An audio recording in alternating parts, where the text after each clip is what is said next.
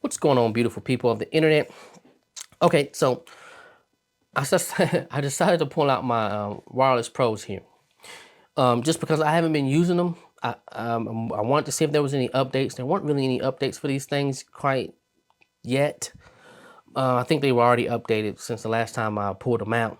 But anyways, yeah, I just wanted to show some love to these things. They are some of the best sounding mics you can use. Form factor is the problem.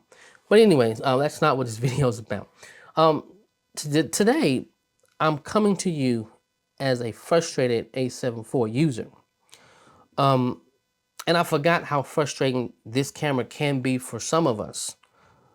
Now, I understand some of you guys are not frustrated with the A7 IV. But for me, I've been having a lot of overheating issues lately, and I can't figure out why. Now, it's not because I'm going outside, because most of the time when I use this camera, I'm inside. And almost all the time, it's like 73 degrees in my house. It doesn't matter if it's the summertime or the wintertime. 73 is where people are comfortable inside this house, okay? But anyways, yeah. So for the past 2 days, I've been trying to make a video with this camera. It was a backup, not my backup camera, but it was a second angle, right? I've been trying to shoot a video about the Anker Solex F2000 that I just picked up. I got into some power stations, at home backup stuff. So I was gonna try to shoot a video about that. And well, this thing kept overheating twice. And I started to get frustrated in that video, so that's like why I'm making this video. Because I was gonna put that video out, but I'm just like, ooh, I can just tell that I'm frustrated in that video. Like the vibe is off in this video. I'm not happy. And plus I was still a little sick. But anyway, that probably contributed to my frustration a little bit more at the fact that this camera kept overheating and I wasn't patient. So with that being said, I started to realize, well, damn, what if I had an Fx2?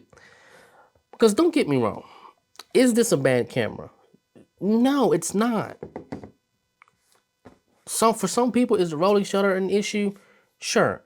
For me, no, it's not. Why? Because I don't do whip pans. Most of my things are like this, to where it might be a secondary shot for a stationary shot that I'm actually doing, right? So like nobody's running through my scenes or anything like that. And if I did use it for a vlog, there's not really any fast whip pans or movements that you're gonna see this weird thing that's happening. But anyways, so that's when I started to think, well, damn, my real only frustrating with this camera, my real frustration with this camera is the fact that it overheats, and it's gotten worse over time.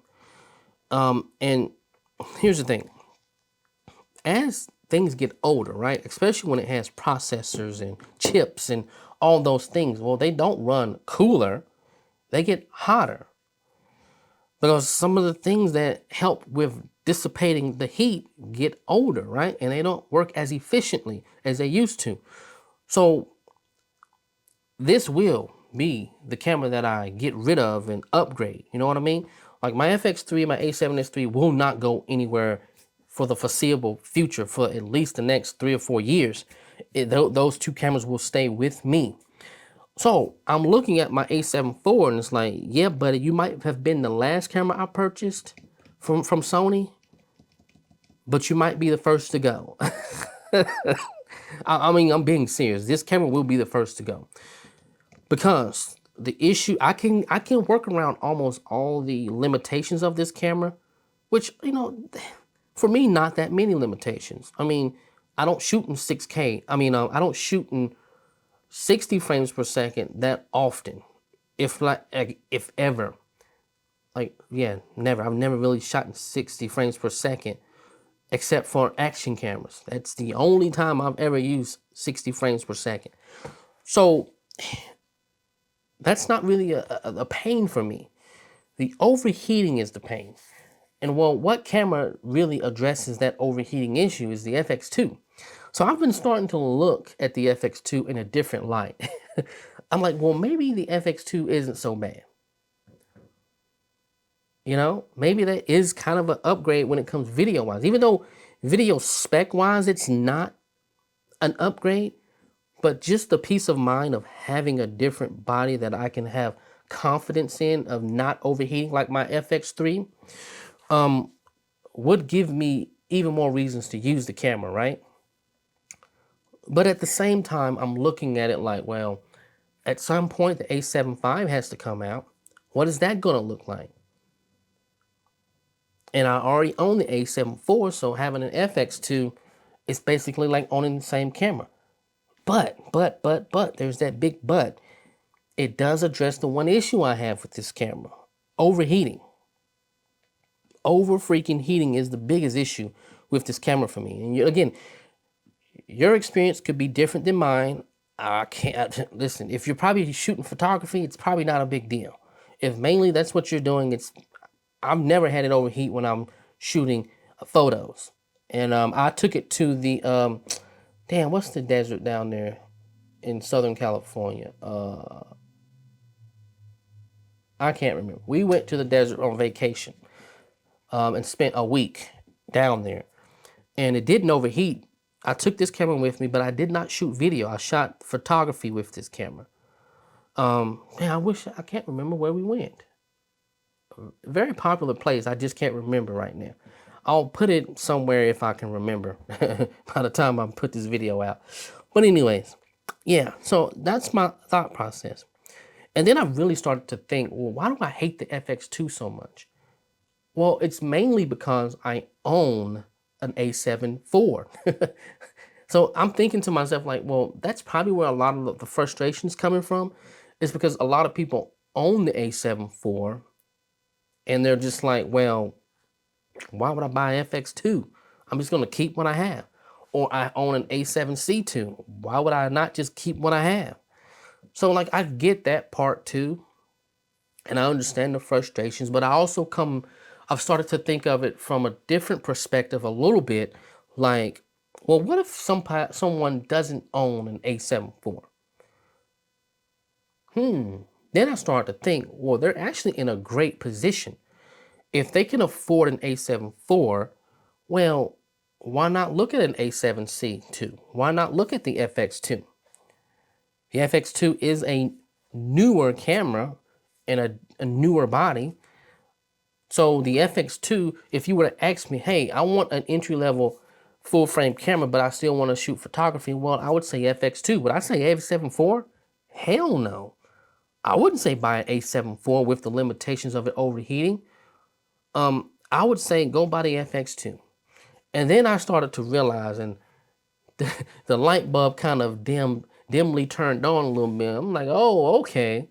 Maybe that's who this camera is for. Someone that would typically buy an A7 IV,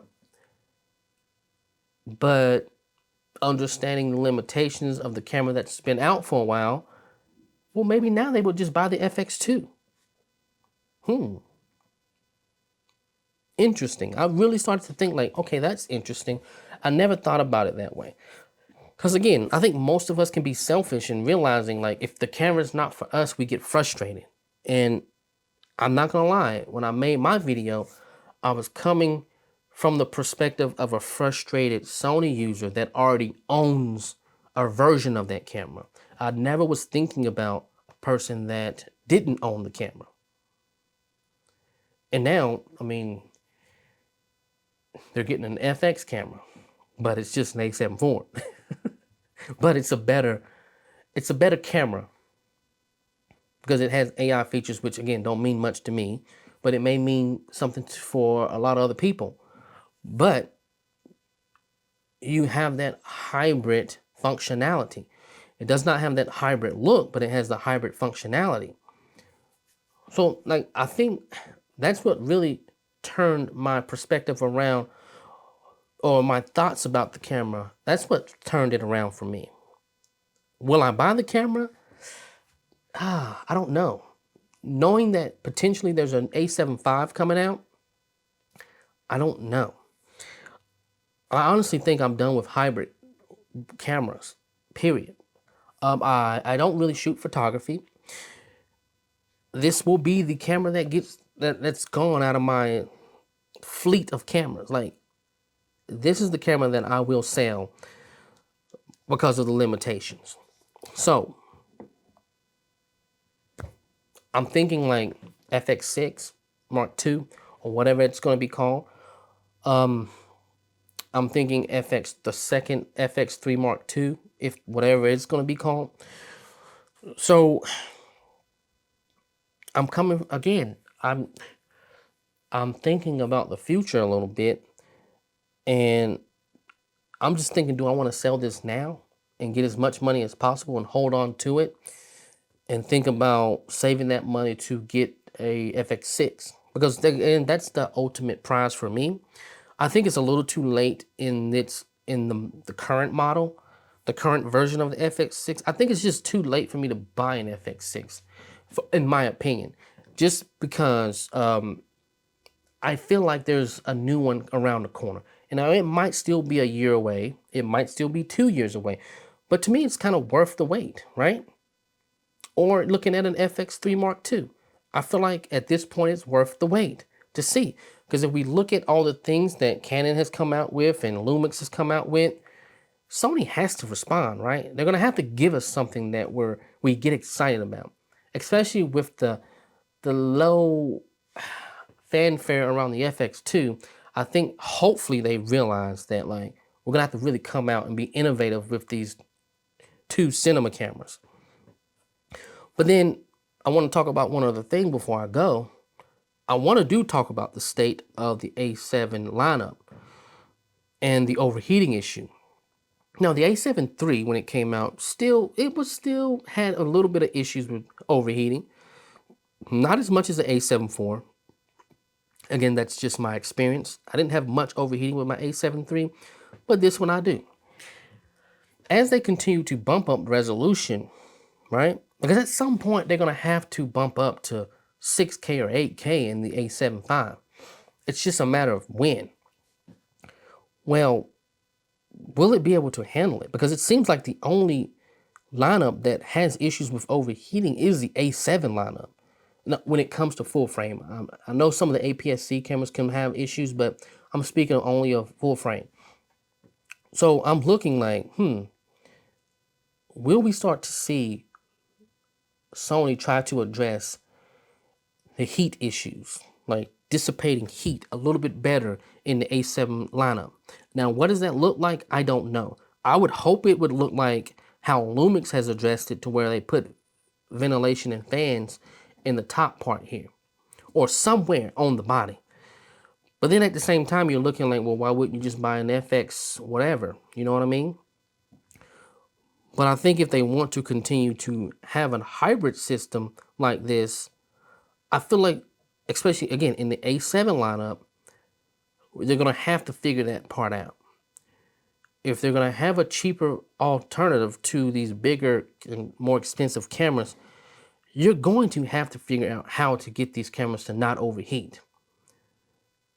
And I'm curious to see what the A7 V looks like. I think before I make any decision, I want to see what the A7 V looks like. And potentially that might be the next camera that comes out. I mean, we never know, because it is overdue. I mean, all of these cameras, A7 IV is overdue. A7S III is well overdue. The FX3 is overdue. The FX6 is getting to the point where it's overdue and we're ready for a new one. So I'm curious. I'm curious of where will Sony go with their hybrid cameras? I hope they don't continue to just make them smaller and not address some of the overheating issues.